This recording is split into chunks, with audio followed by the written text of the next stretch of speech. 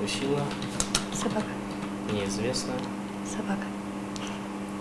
Эту девушку собака укусила прямо в центре города. Она не успела выйти из учебного заведения, как на нее напало животное. В результате один укус на руке, два на ноге. По словам травматологов, такие случаи у них регистрируются по несколько раз в день. Собаки у нас в основном на свободном выгуле находятся, особенно вот в частном секторе. Примерно цифры 2-3 человека в день. Впрочем, как оказалось, не все собаки в Якутии нападают на людей. В Нюрбинском районе также двое безнадзорных животных сильно покусали местную жительницу.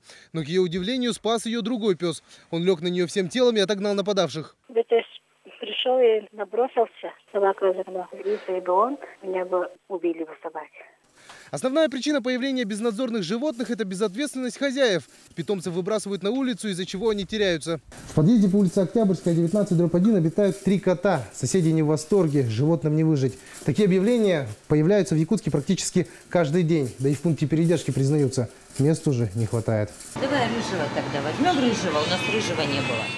Эта семья приехала забрать кошек. На смену этим 2 питомцам придут еще 5 других. Ведь из 5000 животных, отловленных в прошлом году, населению передано всего 900. Остальные ушли на утилизацию или были снова отпущены. Дополнительно нужны места. Заявок все равно меньше не становится. В день 17-18 заявок. В целом руководство города признает, мер по безнадзорным животным недостаточно. Администрация намерена тесно контактировать и с частными приютами. Прошлой весной найдено. Хозяев не можем найти. В доме у Аллы Комаренко настоящий питомник. Защитой животных она занимается с 2007 года. Содержит в основном до 25 собак и 12 кошек. Но бывает и больше.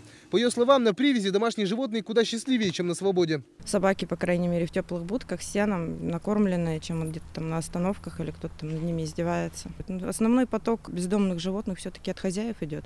Подобных частных питомников в городе несколько, и они все переполнены. Городской пункт передержки планирует расширяться. Но пока люди не перестанут выбрасывать животных на улицу, проблема всегда будет актуальной. Вилян Бояркин, Дарион Федоров, Вести, Якутск.